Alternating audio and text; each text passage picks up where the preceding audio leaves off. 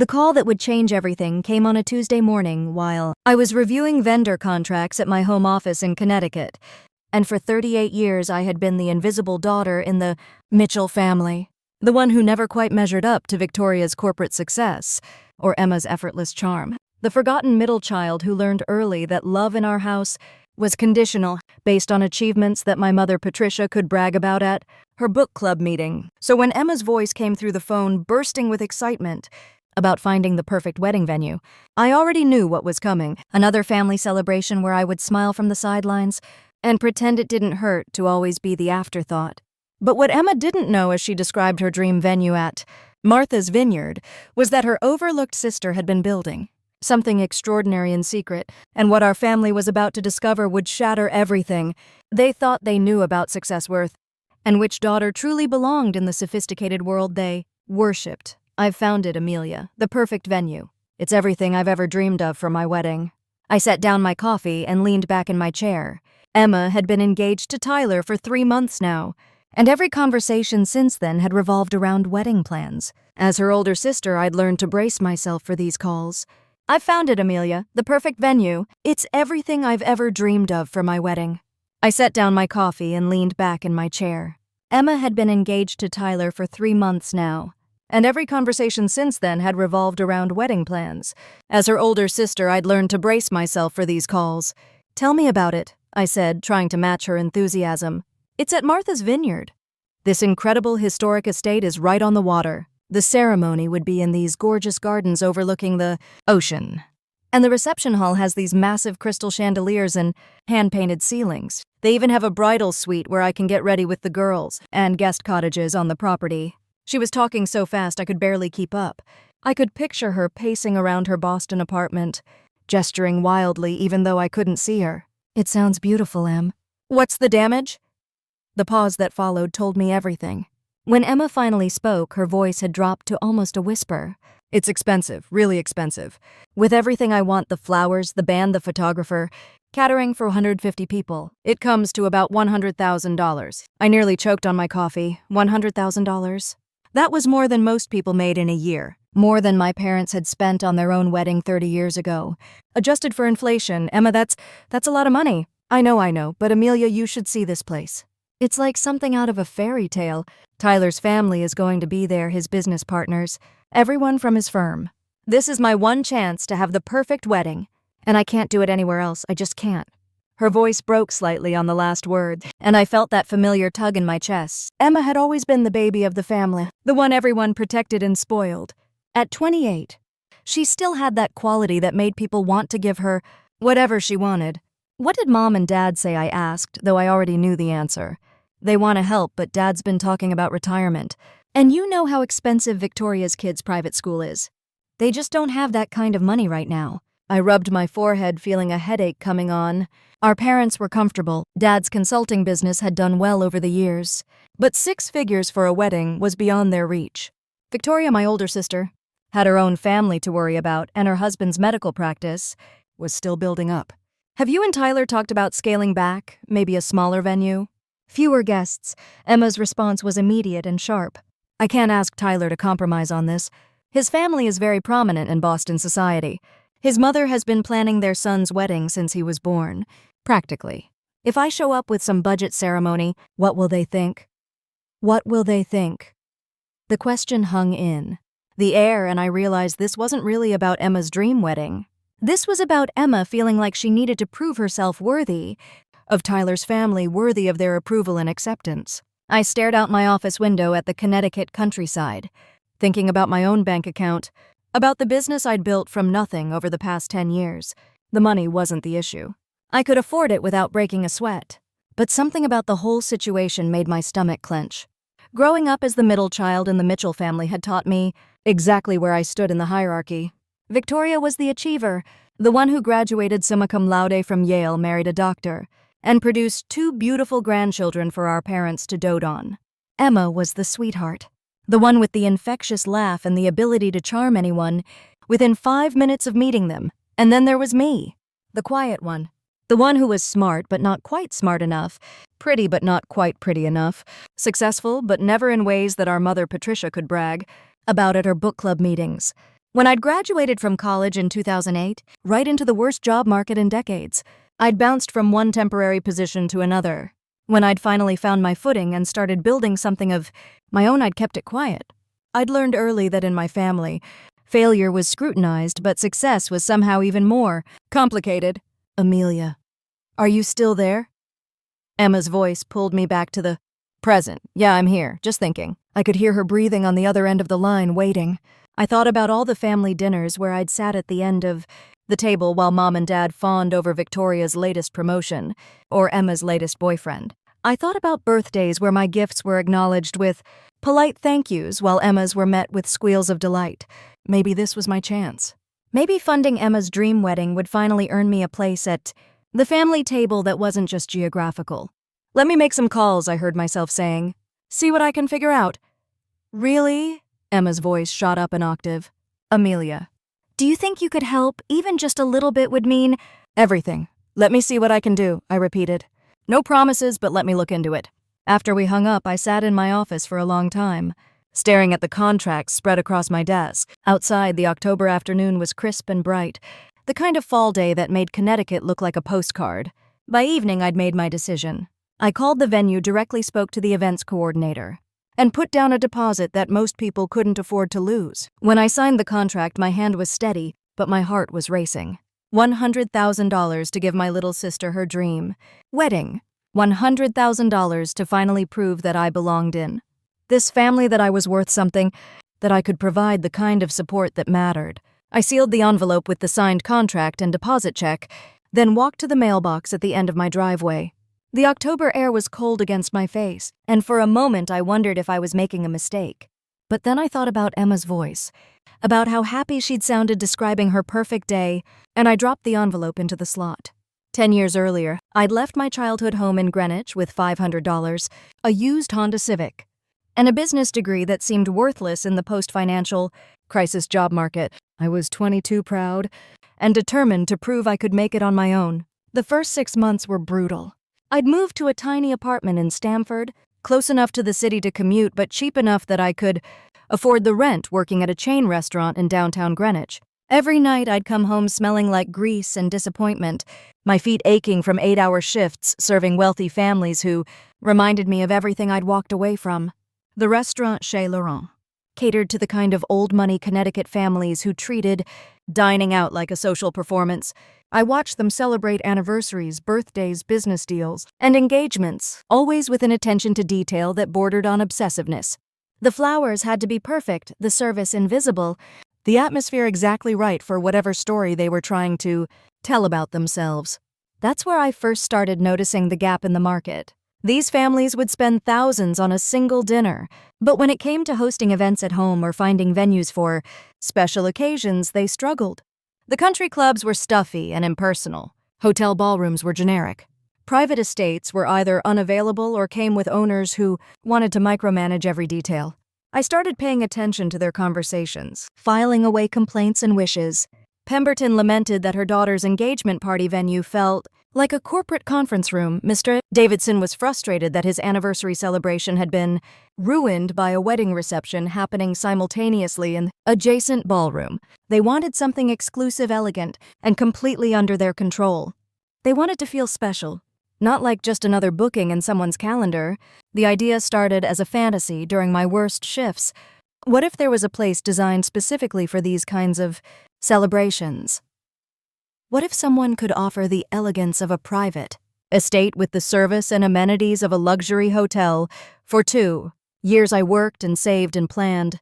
I read every book I could find about hospitality management, took online courses in event planning and business operations. I visited every high-end venue within a 2-hour drive, taking notes on what worked and what didn't. The opportunity came in early 2017, when I was 28 and had finally saved enough for a down payment on something small. A real estate agent I'd met through a customer at Chez Laurent called about a property that had been on the market for over a year. It was a 1920s mansion in Martha's Vineyard that had been partially converted into a bed and breakfast before the previous owners ran out of money and enthusiasm. The bones were beautiful, but everything else needed work. Lots of work. The asking price was still more than I could afford, but the owners were desperate. After months of negotiation, I managed to convince a local bank to give me a loan based on my business plan and the property's potential value once restored. I'll never forget the day I got the keys, standing in the front hall of that empty mansion, sunlight streaming through windows that hadn't been properly cleaned. In years, I felt like I was either about to achieve something incredible or make the biggest mistake of my life. For the next 18 months, the mansion became my entire world. I moved into a small apartment above what had been the servants' quarters and threw myself into renovation. I learned to tile bathrooms, refinish hardwood floors, and negotiate with contractors who seemed determined to take advantage of a young woman who clearly had no idea what she was doing.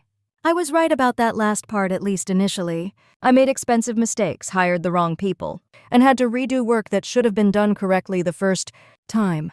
My savings account drained faster than I'd planned, and there were nights when I lay awake wondering if I should cut my losses and walk away. But slowly, room by room, the mansion began to transform. I kept the original crown molding and restored the crystal chandeliers. I updated the plumbing and electrical systems, installed a modern kitchen that could handle catering for large events, and created a bridal suite that looked like something from a high-end magazine. Most importantly, I learned the business from the ground up. Every detail, every process, every potential problem. When the mansion finally opened as Sinclair Estate, I knew exactly how everything worked because I'd built or rebuilt most of it myself. The name Sinclair came from my middle name, but it also served another purpose. Elena Sinclair sounded established, sophisticated, like someone who belonged in the world I was trying to enter. Amelia Mitchell was still the girl who'd served tables and lived in a studio apartment. Elena Sinclair was someone different. The first wedding I hosted was for a Boston family who'd been recommended by one of my former customers from Chez Laurent. It was smaller than what I'd eventually become known for. Only 60 guests, but everything went perfectly. The bride's mother cried when she saw the gardens at sunset. The groom's father, a prominent attorney, slipped me an extra tip and said it was the most beautiful venue he'd ever seen. Word spread quickly in the insular world of New England high society. Each successful event led to referral, and referrals led to bigger and more elaborate celebrations. Within 2 years, I was booking events 18 months in advance. The success of the Martha's Vineyard property allowed me to expand. I found and restored a lakeside estate in the Berkshires, then a historic inn in Newport. Each property had its own character, its own story, but they all shared the same attention to detail and commitment to creating perfect moments for families who could afford to pay for perfection. By 2025, Sinclair Hospitality Group owned 8 premium venues across New South England. Our client list included politicians, athletes, business leaders, and entertainment industry figures. We'd been featured in Martha Stewart weddings in town and country. Elena Sinclair had become a name that opened doors and commanded respect in circles where Amelia Mitchell had never belonged. The irony wasn't lost on me that I'd built my success by giving wealthy families exactly the kind of experiences my own family valued, while keeping my own family completely unaware of what I'd accomplished. 3 years into building the business, I'd hired Maria Santos as my operations coordinator. Maria had 20 years of experience in high-end event planning and an intuitive understanding of what made celebrations truly memorable. She was also one of the few people who knew Elena Sinclair and Amelia Mitchell were the same person.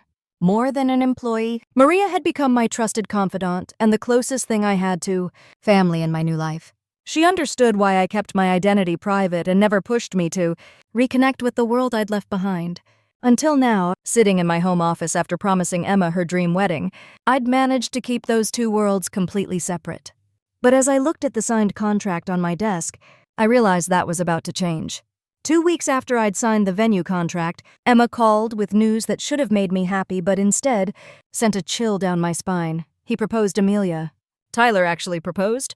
Her voice was breathless with excitement, and I could hear her moving around what sounded like a restaurant, probably showing off her ring to anyone within earshot.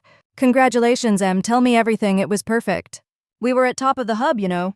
That restaurant on the 52nd floor with the view of the whole city. He had them bring champagne with the dessert, and the ring was hidden in this little velvet box underneath the plate." I started crying before he even got down on one knee. I smiled despite the uneasiness building in my chest. Emma deserved happiness, deserved someone who would treat her like the treasure our family had always considered her to be. "What's the ring like? It's gorgeous." 2 carats princess cut with smaller diamonds around the band. He said he wanted something that matched my personality. Something that would catch the light no matter where I was. 2 carats. I did quick math in my head. A ring like that from a reputable jeweler would cost at least $15,000, probably more. For a 28-year-old investment advisor who'd only been in the business for 3 years, that represented a significant purchase. He sounds like he really loves you. He does. And Amelia, his family, is incredible. His mother took me shopping last weekend, and we went to all these boutiques I'd only ever walked past. She has such amazing taste. His father owns 3 car dealerships across Massachusetts, and Tyler says business has been great this year. The more Emma talked, the more details emerged that didn't quite add up. Tyler's sudden ability to afford expensive gifts and dinners at Boston's most exclusive restaurants, his upgrade from a studio apartment in Somerville to a 2-bedroom condo in Back Bay, his frequent business trips to New York that seemed to involve more socializing than actual work. I'd heard Tyler's name mentioned in my professional circles, though he didn't know Elena Sinclair and Amelia Mitchell were the same person. The hospitality industry in New England was smaller than people realized, and wealthy families often used the same financial advisors, attorneys, and event planners.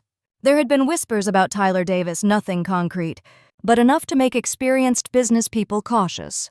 When Emma finally paused for breath, I managed to ask a question that had been nagging at me. How long have you two been talking about marriage? I mean, you've only been together 8 months. When you know, you know. Plus, Tyler says it makes sense financially. We can file joint tax returns, and his firm offers better health insurance for married couples. And honestly, Amelia, I'm 28. Most of my friends from college are already married with kids. I don't want to wait forever. There was something in her voice that made me think this wasn't entirely Emma's timeline. That perhaps Tyler had been the one pushing for a quick engagement. Before I could say anything else, my phone buzzed with another call. Victoria's name appeared on the screen. I need to take this. Victoria's calling. But congratulations again, okay, I'm really happy for you. After I switched over to Victoria, my older sister's voice filled the line with its familiar tone of barely concealed condescension. So Emma told you about the engagement. She did. It's exciting news, I suppose. Though I have to say, I'm a little concerned about how quickly everything is moving. Tyler seems nice enough, but we barely know him. Coming from Victoria, this was surprising. She usually supported whatever made Emma happy, probably because it kept the spotlight off Victoria's own less-than-perfect marriage to a doctor who worked 80 hours a week and had the social skills of a medical textbook. What are you concerned about? Oh, nothing specific. It's just that Emma can be a little naive about men. You know, she sees the best in everyone. And Tyler seems very focused on appearances, on making sure everything looks perfect from the outside. Victoria paused, and I could hear her kids arguing in the background. Speaking of appearances, I assume you'll be bringing a date to the wedding? It would look odd if you showed up alone to such a formal event, especially since Emma's planning something quite elaborate. The question stung more than it should have. At 38, I was successfully single by choice, having learned that most men were intimidated by successful women, especially women who owned more property than they did. But Victoria had a talent for making my personal choices sound like personal failures. I haven't thought that far ahead yet. Well, you should. Emma's already talking about having the wedding featured in magazines. You know how these society photographers are. They capture everything. The implication was clear. I needed to look the part of a successful family member, even if Victoria didn't actually believe I was one. After we hung up, I sat in my office feeling unsettled. Both conversations had left me with more questions than answers, and in growing sense that Emma's perfect romance might not be as perfect as it appeared. That evening, my mother called. Patricia Mitchell had perfected the art of the guilt-laden phone. Conversation over decades of practice. Amelia, dear, I hope you're planning to handle yourself appropriately at Emma's wedding. Hello to you too, Mom. What exactly do you mean by appropriately? Don't take that tone. With me, you know exactly what I mean. This is going to be a very sophisticated affair. With Tyler's family and his business associates, Emma deserves to have her special day be about her, not about any family drama or awkwardness. I felt my jaw clench. Family drama. As if my mere presence constituted drama. I'm planning to celebrate Emma's happiness just like everyone else. Good. I'm glad we understand each other. You know how you sometimes get uncomfortable around successful people, and I'd hate for that to affect Emma's day. Just smile, congratulate the happy couple. And don't remind everyone that we have a daughter who never quite found her footing. The words hit like physical blows. Never quite found her footing. As if my life was some kind of extended adolescence that I'd eventually grow out of. rather than a deliberate choice to build something meaningful. Outside the narrow definitions of success my family recognized. I could hear my father in the background, mumbling something about getting back to his evening news. "Your father agrees," Patricia continued. "We just want what's best for Emma, and what's best is a beautiful, drama-free wedding where she can focus on starting her new life with Tyler." After she hung up, I sat in my kitchen staring at the contract I'd signed, the one that guaranteed Emma her $100,000 dream wedding. Despite funding the entire celebration, despite making Emma's fairy tale possible, I was still seen as the family liability, the one who might embarrass them in front of Tyler's important friends. The irony would have been funny if it weren't so painful. I'd built a business that catered to exactly the kind of people my mother wanted to impress, yet she was worried about my ability to fit in among them. That night I called Maria at home, needing to talk to someone who understood both sides of my life. "You could tell them," she said after I'd explained the situation. "Just tell them who Elena Sinclair really is. And then what? They'd either think I was lying, or they'd suddenly decide I was worth their respect only because I have money. Either way, it wouldn't be real." Maria was quiet for a moment. "Maybe it doesn't matter if it's real. Maybe it just matters that Emma gets her wedding and you get to stop being invisible." But as I hung up the phone, I knew Maria was wrong. It did matter. It mattered that my family's opinion of me would change only because of external validation, not because they'd bothered to actually see who I was. Still, as I looked at Emma's engagement photos on social media later that night, seeing her radiant smile and Tyler's perfectly confident pose, I found myself wondering if maybe it was time for Elena Sinclair and Amelia Mitchell to finally meet. The November morning when my family visited Martha's Vineyard was crisp and clear, the kind of late autumn day that made the island look like something from a New England tourism brochure. I'd driven over separately from Connecticut, taking the early ferry to avoid arriving with them and having to maintain the pretense of seeing the venue for the first time. Sinclair Estate looked perfect. Exactly the way I'd envisioned it when I'd first purchased the property 8 years earlier. The renovated mansion gleamed white against the backdrop of bare oak trees, and the grounds had been meticulously maintained despite the off-season. Even without the summer flowers, the gardens held their own elegant beauty. I'd deliberately asked Maria to handle another event that day, knowing that having her present would make it impossible for me to maintain my cover. Instead, Jennifer Walsh, one of our most polished event coordinators, would be giving the tour. Jennifer knew me only as Elena Sinclair and had no idea that one of the prospective clients was actually her boss's family. I parked near the guest cottage and walked toward the main house, my stomach tight with anticipation and dread. Through the windows I could see my family already inside, my mother's voice carrying across the foyer as she exclaimed over the architectural details. When I entered, Emma rushed over to hug me, practically vibrating with excitement. "Amelia, can you believe this place? It's even more beautiful than the photos." She was right. Sinclair Estate in person had a presence that no photograph could capture. The way the light fell through the restored stained glass windows, the warmth of the polished hardwood floors, the perfect balance of grandeur and intimacy that I'd worked so hard to achieve. Tyler stood near the fireplace, looking polished and confident in his navy blazer and khakis. He'd greeted me with the kind of firm handshake and direct eye contact that suggested either genuine warmth or practiced charm. I wasn't sure which. My parents were examining a display of wedding photos from previous events, and Victoria was already taking pictures for her Instagram story. Everyone looked impressed, which should have made me proud.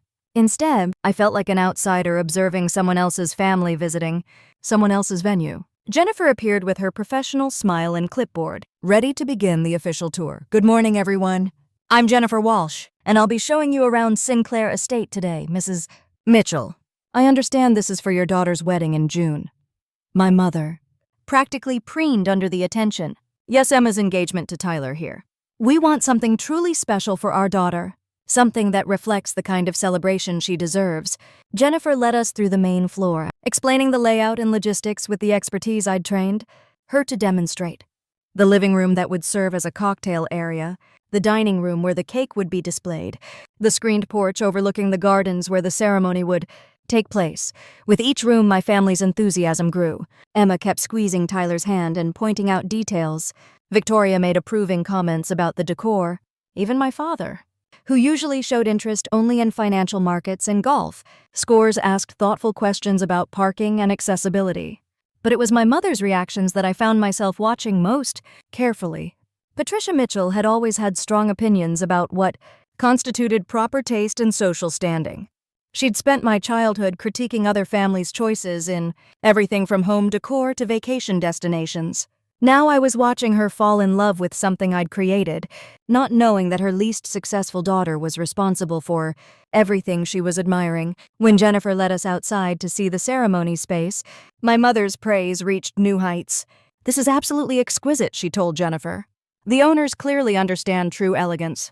This level of refinement is exactly what Emma deserves for her special day." I walked slightly behind the group, listening to my mother compliment my work while having no idea I was responsible for it. There was something both satisfying and heartbreaking about hearing her genuine appreciation for my aesthetic choices, my attention to detail, my understanding of what made a space feel both luxurious and welcoming. Emma was asking Jennifer about bridal party accommodations when the conversation took a turn that made my blood freeze. "The bridal suite is lovely," Emma said. "But what about family members? Is there somewhere special where parents and siblings can get ready and take photos before the ceremony?" Jennifer smiled and gestured toward a separate wing of the mansion. "Absolutely. We have several preparation rooms for families, plus a private lounge where you can have quiet moments together before the ceremony begins." My mother glanced around the group, her eyes settling on me with a look I recognized from childhood. It was the look that said she was about to say something that would remind me exactly where I stood in the family hierarchy. "Well, some of us will need to make sure we dress appropriately for such an elegant venue," she said, her voice carrying just enough volume for everyone to hear. "We can't have anyone looking out of place at such a sophisticated celebration." The words were directed at me, though she'd phrased them as a general comment. The implication was crystal clear. In a setting this refined, among Tyler's successful family and friends, I would need to be especially careful not to embarrass them with my appearance or behavior. Victoria smirked and nodded agreement. Emma looked uncomfortable but said nothing. My father examined the architectural details of the porch railing, avoiding eye contact with anyone. Tyler, to his credit, looked confused by the exchange, as if he couldn't understand why anyone would need to be warned about dressing appropriately for a wedding they were helping to pay for. I felt heat rise in my cheeks but kept my voice level. "I'm sure everyone will look wonderful, Mom. It's going to be a beautiful celebration." Jennifer, sensing the tension, smoothly redirected the conversation to logistics and catering options. But my mother wasn't finished. As we walked back toward the main house, she fell into step beside me, her voice low enough that the others couldn't hear. "I'm not trying to hurt your feelings, Amelia. I'm trying to protect you. You know how you get around this level of society. You freeze up or you try too hard to prove you belong, and it just makes things awkward for everyone." I stared at her, genuinely shocked by her candor. In her mind, she was being kind, protecting me from embarrassing myself in front of people who mattered. She couldn't see that her words were more humiliating than anything I might accidentally do or say. "I understand, Mom. Good. I knew you would. You've always been practical about your limitations." As Jennifer wrapped up the tour and discussed next steps with Emma and Tyler, I stood in the foyer of my own venue, surrounded by my own family, feeling more alone than I had in years. My mother was gushing to Jennifer about the perfection of every detail, praising the owner's impeccable taste and sophisticated understanding of what made a truly elegant celebration. She was falling in love with my life's work while simultaneously telling me I didn't belong in the world I'd created. The tour ended with handshakes and promises to follow up soon. Emma hugged me goodbye, still glowing with excitement about her perfect venue. Tyler shook my hand again, and I found myself studying his face, looking for signs of the financial irregularities I'd heard whispered about in professional circles. As my family's cars pulled away from Sinclair Estate, I remained standing in the circular driveway, looking up at the mansion I'd restored from near ruin. Every window, every garden path, every carefully chosen detail represented years of work sacrifice and vision. Yet in my mother's eye, I was still the daughter who might embarrass the family if I wasn't carefully managed. Standing there in the November afternoon, surrounded by the empire I'd built in secret, I made a decision that would change everything. It was time for Elena Sinclair and Amelia Mitchell to become the same person. 2 weeks before Emma's wedding, I was reviewing final vendor confirmations when my phone rang. Emma's name on the screen made me smile. With less than 14 days to go, she was probably calling with last-minute excitement about flowers, or music, or some other detail that had suddenly become crucial. Instead, her voice sounded strained, almost tearful. "Amelia, I need to talk to you about something difficult." My stomach dropped. In my experience, conversations that started this way rarely ended well. "What's wrong? Is everything okay with Tyler?" No, he's fine." "It's about the wedding. We have a problem with the guest list." I set down the contracts I'd been reviewing and gave her my full attention. "What kind of problem? Tyler's family wants to bring more people than we originally planned. His aunt from California decided she wants to come, and she's bringing her husband and 2 kids. Plus his business partner from New York is bringing his wife now, instead of coming alone. And his grandmother decided she's healthy enough to travel after all, so she's bringing her caregiver." I could hear her breathing heavily, working up to something she didn't want to say. "That's wonderful that more family can celebrate with you. The venue can handle extra guests if needed. That's just it."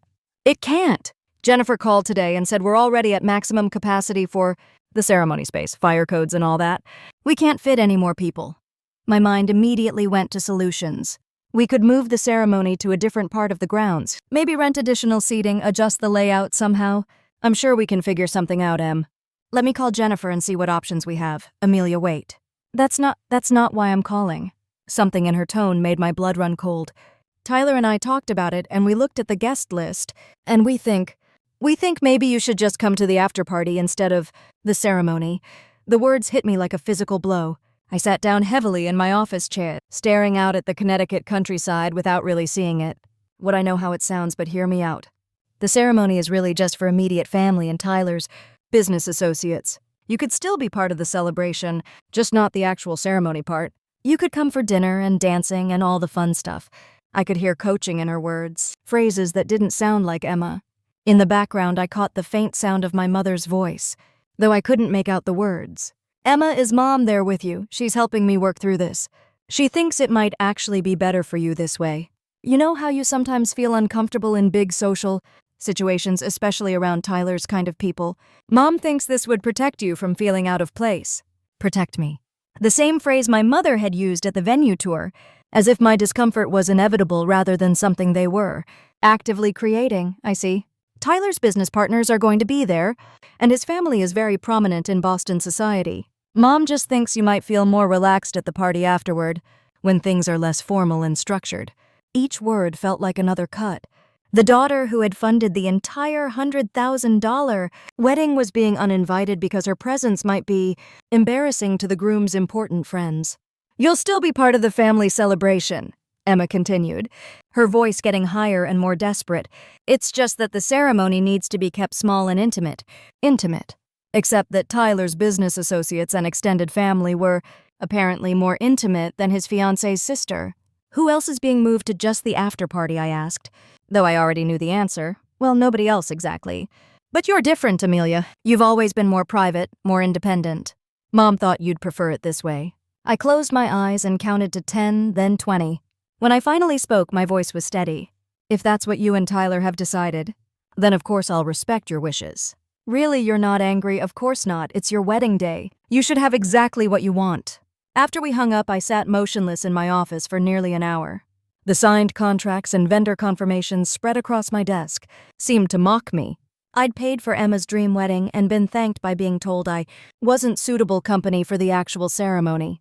My phone buzzed with a text from Emma. "Thank you for being so understanding. You're the best sister ever. I love you so much." I stared at the message, wondering how she could type those words after what had just happened. Did she really believe that excluding me was an act of love, or was she so desperate to fit into Tyler's world that she was willing to sacrifice anyone who didn't fit the image they wanted to project? That evening, Victoria called. "I heard about the guest list situation," she said without preamble. "I think Emma made the right choice." "Of course you do. Don't take that tone with me, Amelia. This isn't about you. Emma deserves to have her perfect day without worrying about family dynamics or anyone feeling uncomfortable. I'm not the one making anyone uncomfortable, Victoria. I'm not the one who decided that Tyler's business associates are more important than Emma's sister. You're being dramatic. You can still celebrate with everyone at the reception. The ceremony is just standing around listening to vows anyway." Standing around listening to vows. As if witnessing Emma promise to love Tyler forever was just a tedious formality rather than one of the most important moments of her life. After Victoria hung up, I walked through my house, looking at the life I'd built for myself, the restored colonial with its carefully chosen antiques and original artwork. The home office where I'd built a multi-million-dollar business. The kitchen where I entertained friends and colleagues who respected my opinion and valued my company. None of it seemed to matter to the family I'd grown up with. In their eyes, I was still the awkward middle child who might embarrass them if given the chance. I thought about calling Maria, but I knew what she'd say. She'd be outraged on my behalf and probably suggest I tell Emma exactly who was paying for her perfect venue. But that felt too much like revenge, and despite everything, I didn't want to hurt Emma. Instead, I opened my laptop and began making notes. If I was going to be relegated to the after-party, if I was going to be treated like a family embarrassment, then maybe it was time to show them exactly who they were dealing with. Maybe it was time for Elena Sinclair to make an appearance at Emma's wedding. I spent the rest of the evening planning, and by the time I went to bed, I'd made a decision that would change everything. Emma wanted her perfect society wedding with only the right kind of people at the ceremony. She was about to find out that she'd been living in the wrong kind of family all along. The call came at 6 a.m, 3 days after Emma had uninvited me from her own wedding ceremony. Maria's voice was tight with urgency. "Elena, we have a problem. A big one." I was already awake, nursing my first cup of coffee while reviewing final preparations for a different wedding we were hosting that weekend. Maria never called this early unless something was seriously wrong. What kind of problem? It's about Emma's wedding. About Tyler Davis specifically. I think you need to get down here right away. I was dressed and in my car within 15 minutes, making the drive to our Martha's Vineyard offices while my mind raced through possibilities. Vendor issues permit problems. Weather concerns for the outdoor ceremony. None of them seemed serious enough to warrant Maria's tone of voice. The Sinclair Estate administrative offices occupied a converted barn on the property, designed to handle the logistics of running multiple venues while maintaining the elegant atmosphere our clients expected. When I arrived, Maria was waiting with a manila folder thick with papers and an expression I'd never seen before. "Sit down," she said without preamble. "This is going to be difficult to hear." I took the chair across from her desk, noting the way she'd arranged the documents as if preparing to present evidence in court. "I've been coordinating with all the vendors for Emma's wedding, making sure payments are processed and contracts are finalized. Yesterday, Tyler's office sent over additional financial verification documents for some of the upgrades they requested.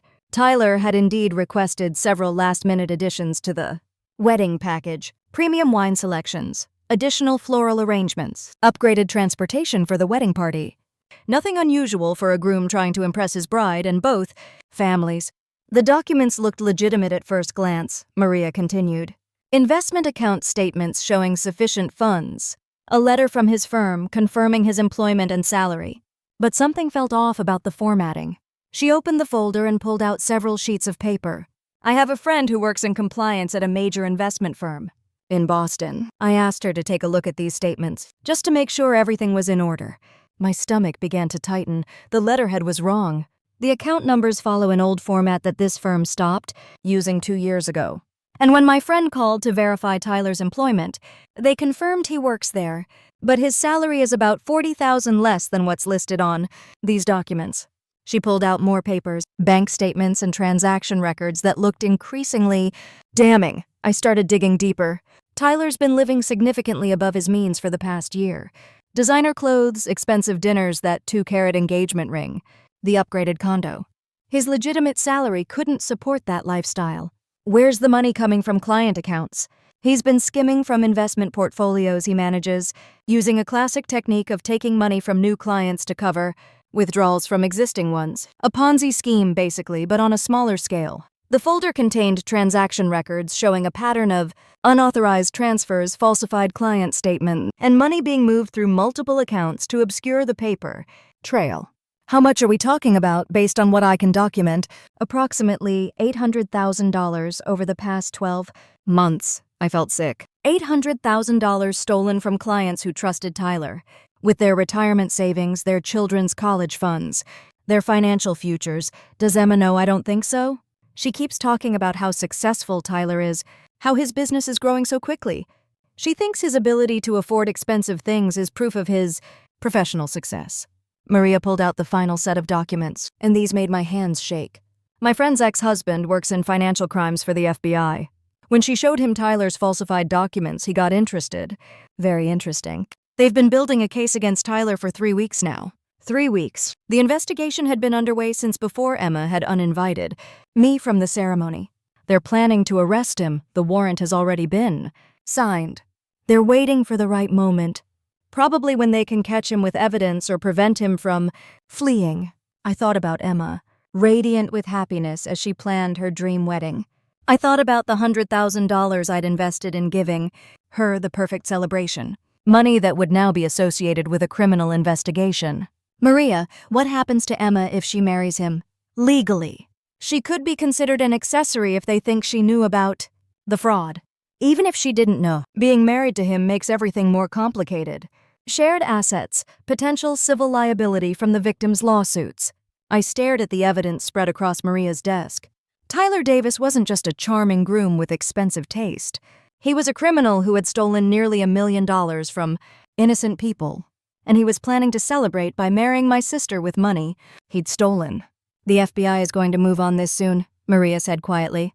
My friend thinks they're waiting until after the weekend, maybe early next week. They want to be thorough. Early next week would be too late. Emma's wedding was in 11 days. Can your friend tell us exactly when they're planning to make the arrest she's going to try? But Elena, you need to think about what you're going to do with this information. If you warn Emma, she might tip off Tyler and he could run. If you don't warn her, she could end up married to a federal criminal. I gathered the papers and put them back in the folder, my mind working through possibilities and consequences. There's a third option, I said finally. Maria raised an eyebrow.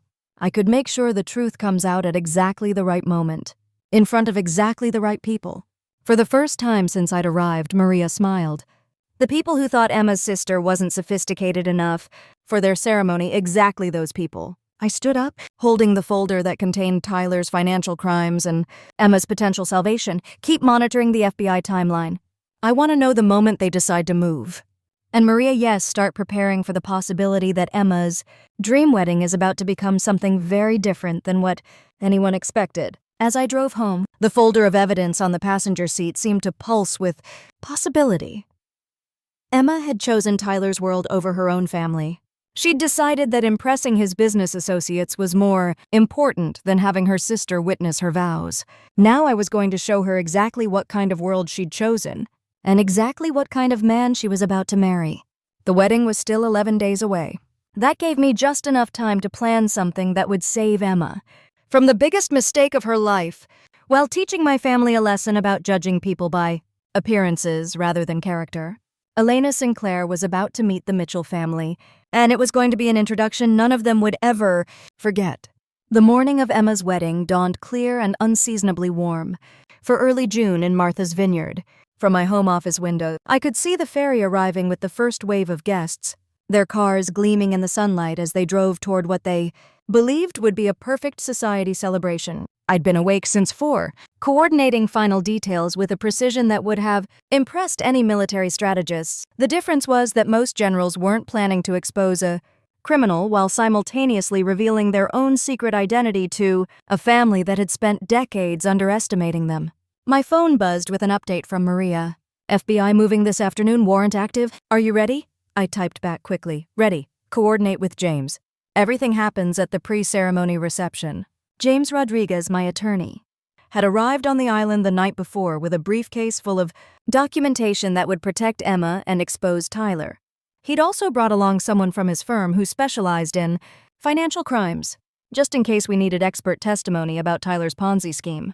Through the venue's security system, I watched my family arriving at Sinclair Estate.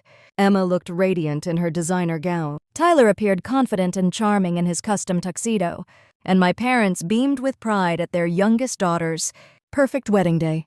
Victoria was already documenting everything for social media, posing for pictures in front of the mansion's elegant facade. Even my father seemed more animated than usual, probably because Tyler had been asking his advice about investment strategies all week. None of them had any idea that the venue's owner was watching their every move, or that their perfect society wedding was about to become something much more memorable than they'd planned. I spent the morning reviewing the timeline with Maria and Jennifer. The guests would arrive and mingle during the pre-ceremony reception. My mother would inevitably praise the venue and its sophisticated owners. That's when I would make my entrance. Not as Amelia, the embarrassing sister, but as Elena Sinclair, the successful businesswoman whose taste and elegance my mother had been admiring for months. The revelation about Tyler would come next, timed perfectly to save Emma from legally binding herself to a criminal while simultaneously demonstrating to my family that their judgment about people's worth was catastrophically flawed. At noon, I drove to a small inn on the other side of the island where I'd been staying under the name Elena Sinclair. I needed to transform from Amelia Mitchell, the daughter who wasn't sophisticated enough for the ceremony, into Elena Sinclair, the successful entrepreneur who owned the venue everyone was praising. The transformation took 2 hours. Hair professionally styled, makeup flawlessly applied, wearing a designer dress that had cost more than most people's monthly salary. When I looked in the mirror, I saw someone my family wouldn't immediately recognize, someone who belonged in their elevated social circle. More importantly, I saw someone who was finally ready to stop hiding. At 3 o'clock, I received the text I'd been waiting for. Ceremony prep starts. Your mother is holding court in the main foyer. Perfect timing. I drove back to Sinclair Estate, parking in the area reserved for vendors and staff. Walking through the back entrance, I could hear the sounds of celebration drifting from the main house, laughter, champagne glasses clinking. The string quartet playing softly in the background. Jennifer met me in the administrative offices, her expression tight with nervous excitement. Elena, I have to ask, are you absolutely sure about this? Once you do this, there's no going back. I thought about Emma's voice when she'd uninvited me from the ceremony. I thought about my mother's casual cruelty disguised as protection. I thought about Tyler's victims, elderly clients who'd trusted him with their life savings, I'm sure. Through the window, I could see FBI agents positioning themselves discreetly around the grounds. They looked like additional security personnel. Nothing that would alarm the guests until the moment they needed to act. My phone buzzed with a message from James. Legal protections in place for Emma. Tyler's arrest warrant was confirmed active, waiting for your signal. I took a deep breath, smoothed my dress, and checked my reflection one final time. Elena Sinclair looked confident, successful, and completely in control. Everything that Amelia Mitchell had never been allowed to be in her family's eyes. The main house was filled with perfectly dressed guests sipping champagne and admiring the venue's elegant details. Tyler was charming a group of his business associates, probably the same people whose money he'd been stealing.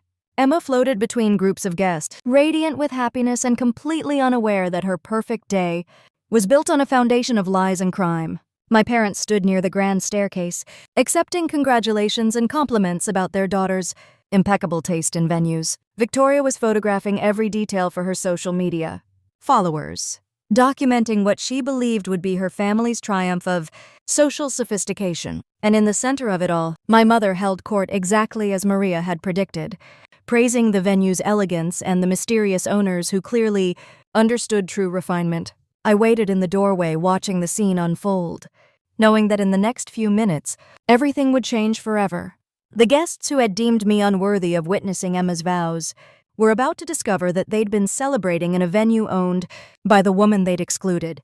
The groom who had charmed his way into my family was about to be exposed as a criminal who had stolen nearly $1 million from innocent people. And the family who had spent my entire life treating me like an embarrassment was about to learn that their greatest success story had been hiding in plain sight all along. I stepped into the reception, and everything I'd built toward for the past 10 years began to unfold exactly as I'd planned. The pre-ceremony reception was in full swing when I entered the main foyer of Sinclair Estate. Guests in designer clothes moved between the restored rooms, champagne glasses catching the light from the crystal chandeliers I'd personally selected and installed 8 years earlier.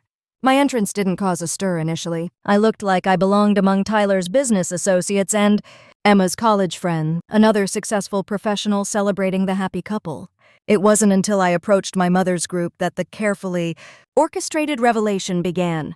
Patricia was in her element, surrounded by other women who appreciated fine things and social status. She stood beneath the restored 19th century oil painting that had taken me 6 months to authenticate and purchase, gesturing gracefully as she explained something to Mrs. Henderson from the country club. The owners of this estate clearly understand true sophistication, my mother was saying. Every detail is perfect, from the architectural restoration to the garden design. This is exactly the level of refinement Emma deserves for her wedding day. The other women murmured agreement, praising everything from the imported Italian marble in the foyer to the way the afternoon light fell through the stained glass windows. I stepped closer to the group, close enough that my mother would notice me, but not so close as to interrupt her monologue. "Such exquisite taste, Mrs. Henderson replied. The owners must have spent a fortune on the restoration.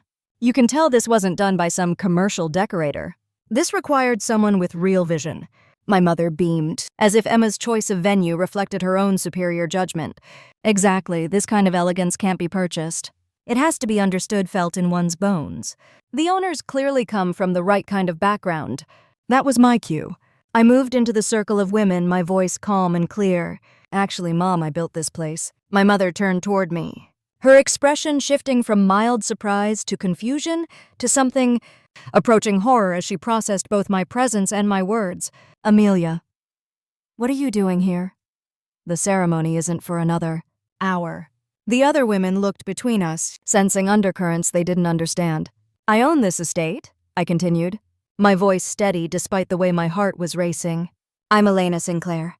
I purchased this property 8 years ago, oversaw every aspect of the restoration, and built Sinclair Hospitality Group into what it is today." My mother's champagne glass slipped from her fingers, shattering against the marble floor I'd spent 3 months researching and importing from Italy. "That's impossible," she whispered. "This is a multi-million-dollar property. You don't have this kind of money."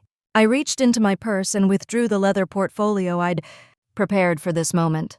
Business licenses, property deeds, insurance documents, and photographs showing the estate's transformation from near ruin to its current grandeur. I've owned this venue for 5 years and 7 others like it, across New England. Sinclair Hospitality Group generated $12 million in revenue last year. The women around us had gone completely silent, champagne glasses forgotten as they watched the scene unfold. Mrs. Henderson stepped closer to examine the documents, her eyes widening as she recognized official letterheads and legal seals. "Elena Sinclair," she said slowly. "I've heard that name. You were featured in Town and Country last year, and Martha Stewart weddings the year before, I confirmed. We've hosted celebrations for several prominent New England families." My mother stared at me as if I'd suddenly sprouted wings.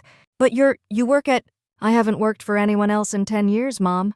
I've been building this company since I was 28 years old, starting with this property and expanding across the region." Emma appeared at my shoulder, drawn by the commotion and the sound of breaking glass. "What's happening, Amelia? Why are you here so early?" Before I could answer, Victoria pushed through the crowd, her phone in her hand and her expression skeptical. "This is ridiculous," she declared. "Amelia doesn't own anything like this. She's just trying to get attention on Emma's wedding day." I turned to Jennifer Walsh, who had been hovering nearby in case she was needed. "Jennifer, could you please confirm for my family that I am Elena Sinclair, owner and CEO of Sinclair Hospitality Group?" Jennifer stepped forward with a professional smile. "Of course, Ms. Sinclair. You've been our owner and primary decision-maker since the company's founding. Should I get the staff roster you signed last week? Or the renovation plans you approved for the Newport property?" Color drained from Victoria's face. Emma sank onto one of the antique chairs I'd purchased at auction, her wedding dress spreading around her like sea foam. "I don't understand," she said quietly.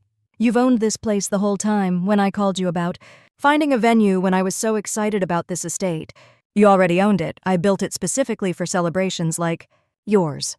The bridal suite was designed based on everything I learned about what makes brides feel beautiful and comfortable. The ceremony space was positioned to catch the perfect light at 4:00 in the afternoon. My father had appeared during the conversation, probably drawn by the unusual cluster of people and the sound of breaking glass. He stood at the edge of the group, his expression unreadable. "Richard," my mother said, her voice shaking. "Did you know about this?" He shook his head slowly, still processing what he was hearing. "Emma," I said, turning back to my sister, "I've been building this business for 10 years, creating the kind of venues I thought you'd love someday. When you called about wanting the perfect wedding, I already owned the place you'd chosen. But why didn't you tell me? Why did you let me think someone else owned it? Because I wanted you to choose it for the right reasons. I wanted you to love it because it was perfect for you, not because your sister owned it." The group of women around us had been joined by more guests, drawn by the drama unfolding in the center of the reception. Tyler appeared, looking concerned about the disruption to his carefully planned timeline. "What's going on here?" he asked Emma. "People are starting to ask questions." My sister looked up at her fiancé, tears streaming down her carefully applied makeup. "Amelia owns this place, Tyler. She owns this whole estate. She's Elena Sinclair." Tyler's face went through several expressions in quick succession. Surprise, confusion, and then something that looked almost like fear. That's when I realized he knew exactly who Elena Sinclair was, and why my revelation terrified him in ways that had nothing to do with family dynamic. But before I could process that thought fully, Maria appeared at my elbow with the discreet signal I'd been waiting for. The FBI had arrived, and it was time for the second revelation of the afternoon. The sound of heavy footsteps on marble cut through the shocked silence that had followed my revelation. I turned to see 3 men in dark suits approaching Tyler, their expressions professionally neutral but unmistakably official. The lead agent, a tall man with graying temples, spoke clearly enough for everyone in the foyer to hear. "Tyler Davis, you're under arrest for securities fraud, wire fraud, and operating a Ponzi scheme." The reaction was immediate and chaotic. Emma screamed and dropped her bouquet, the white roses scattering across the Italian marble. Several guests gasped and stepped backward, champagne glasses forgotten as they pulled out phones to record the unfolding drama. My mother swayed on her feet, and my father reached out to steady her. Tyler's face went white, then flushed red as he looked around desperately for an escape route. "This is a mistake," he said, his voice higher than usual. "I haven't done anything wrong. This is my wedding day, for God's sake." The second FBI agent produced a thick manila folder. "Mr. Davis, we have documentation of unauthorized transfers totaling approximately $800,000 from client investment accounts over the past 12 months. You have the right to remain silent." Tyler made a sudden break for the French doors leading to the garden, but the third agent was already positioned there. Within seconds, Tyler was face down on the marble floor, his hands being cuffed behind his back while his custom tuxedo jacket rode up his shoulders. Emma collapsed into the antique chair, her wedding dress pooling around her as she sobbed. Victoria stood frozen, her phone in her hand, apparently unable to decide whether to keep filming or help her. "Sister." I stepped forward, pulling the second folder from my purse, the one Maria and I had prepared with Tyler's financial crimes. "Documentation," Emma, I said gently, kneeling beside her chair. "I'm sorry you have to learn about this today, but Tyler has been stealing money from his clients to fund the lifestyle that led to your engagement." I handed her the folder, though her hands were shaking too much to hold it properly. "The expensive dinners, the designer clothes, the upgraded condo, your engagement ring. All of it was paid for with money he stole from people who trusted him with their retirement savings." Tyler, now upright but still handcuffed, turned toward me with fury blazing in his eyes. "This is your doing," he spat. "You orchestrated this whole thing. You couldn't stand that Emma was marrying someone successful, so you sabotaged everything."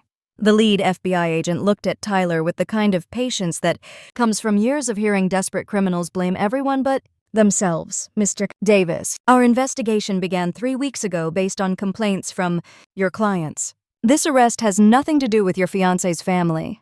But Tyler wasn't finished.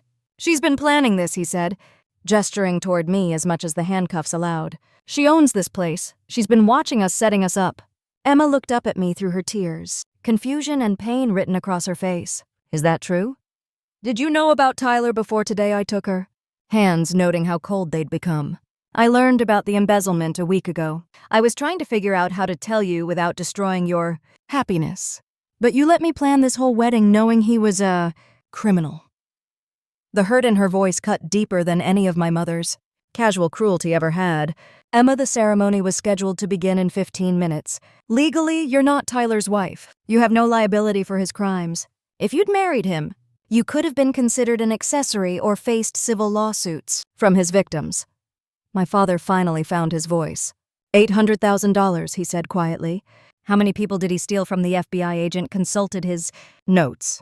17 clients so far, mostly elderly retirees who trusted him with their life savings. Victoria lowered her phone. "The social media documentation of Emma's perfect wedding forgotten.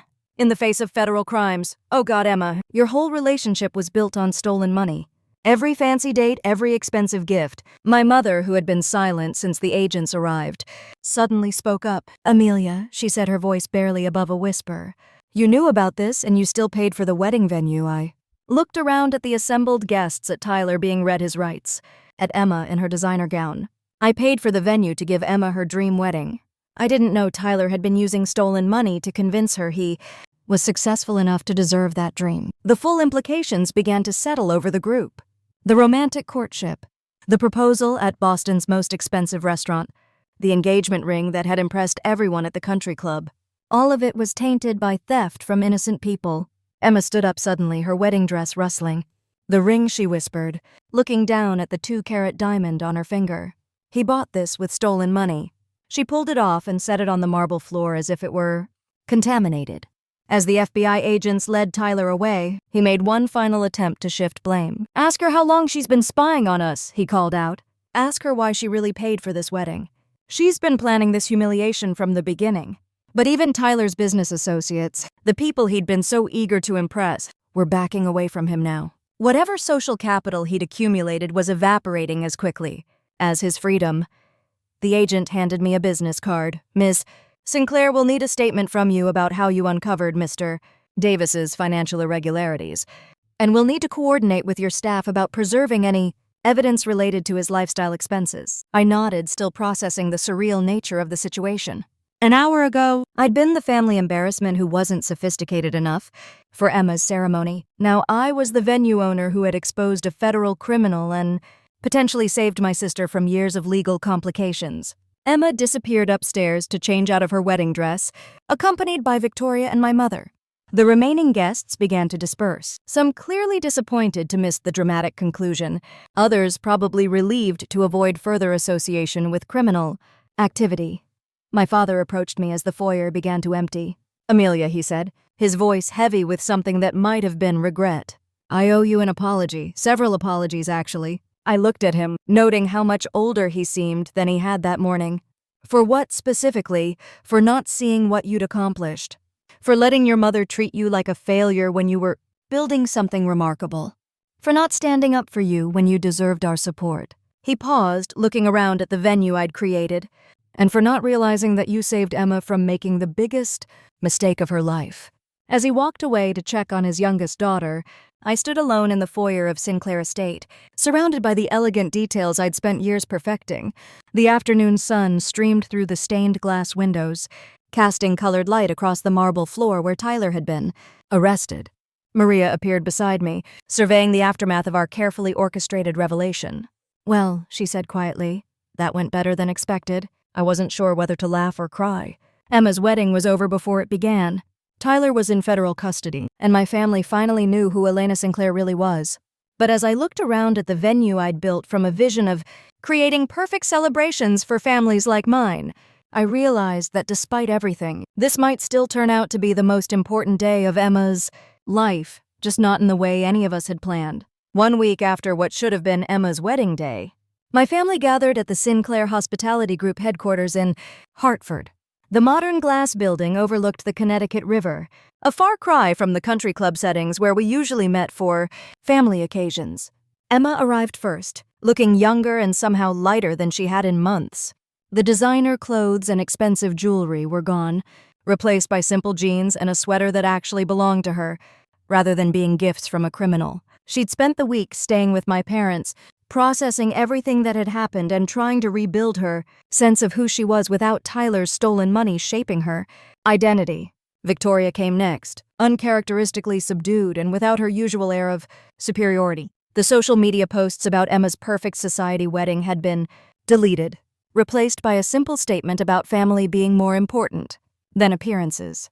My parents arrived together, my father looking older but somehow more present than I'd seen him in years. My mother walked beside him quietly, her usual commanding presence replaced by something that might have been humility. They sat around the conference table in my office, the same table where I'd made million-dollar decisions about acquisitions and expansions. But this felt more important than any business meeting I'd ever hosted. Emma spoke first, her voice steady but emotional. "Amelia, I owe you the biggest apology of my life. I uninvited you from my own wedding because I thought you weren't good enough for Tyler's friends. Meanwhile, you were successful enough to own the venue and smart enough to save me from marrying a criminal." She paused, tears threatening but not falling. I was so caught up in trying to impress people who didn't matter that I couldn't see the person who actually did matter was right in front of me. Victoria shifted uncomfortably in her chair. I need to apologize too, she said quietly. I've spent years treating you like you were less successful than me, when the truth is you built something incredible while I was just coasting on my husband's reputation. My father cleared his throat, a sound I recognized from childhood as his preparation for saying something important. Amelia, I failed you as a father. I let your mother's favoritism continue unchallenged because it was easier than confronting the problem. I should have celebrated your achievements instead of letting you feel invisible in your own family. But it was my mother's words that surprised me most. Patricia Mitchell had built her identity around being right about people, about knowing quality when she saw it, about understanding what constituted real success. Now she sat across from me, her hands folded carefully in her lap, looking more vulnerable than I'd ever seen her. I was completely wrong about you, she said, her voice barely above a whisper. I was so focused on conventional markers of success that I couldn't see what you were building. You saved Emma from financial ruin and criminal association, and you did it while creating something beautiful and meaningful. She looked around the office, taking in the awards on the walls, the photographs of successful events, the evidence of everything I'd accomplished. I'm ashamed of how I treated you. I convinced myself I was protecting you from embarrassment, but I was really protecting myself from admitting that my quiet, middle daughter had become more successful than I ever imagined. Possible? Emma leaned forward in her chair. I want to earn your forgiveness, not just receive it. If you'll let me, I'd like to work for Sinclair Hospitality. Start at the bottom, learn the business. Prove that I can contribute something meaningful instead of just taking from people who care about me. The request caught me off guard. Emma had never expressed interest in hospitality or business, preferring the social aspects of event planning to the logistics and management. It would be entry level, I warned her. No special treatment because you're my sister. You'd report to Maria and work your way up based on merit. I understand. I need to learn who I am when I'm not trying to impress people with things I can't actually afford. Victoria surprised me by speaking up next. I'd like to discuss business opportunities too, if you're open to it. My marketing background could be useful for expanding Sinclair's brand presence. Obviously, I'd want this to be a professional arrangement, not family charity. I looked around the table at my family, seeing them clearly for perhaps the first time in my adult life. Not as the people who had dismissed and underestimated me, but as individuals capable of growth and change. Over the next hour, we talked about practical matters. Emma would start as an events assistant, learning every aspect of the business from vendor relations to client services. Victoria and I would explore a consulting arrangement for marketing and brand development.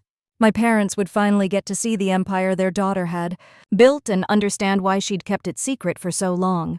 But more than business arrangements, we talked about rebuilding our relationships, about creating space for honest communication instead of the careful performances we'd all maintained for years, about recognizing that success comes in many forms, and that love should be unconditional rather than based on external achievements.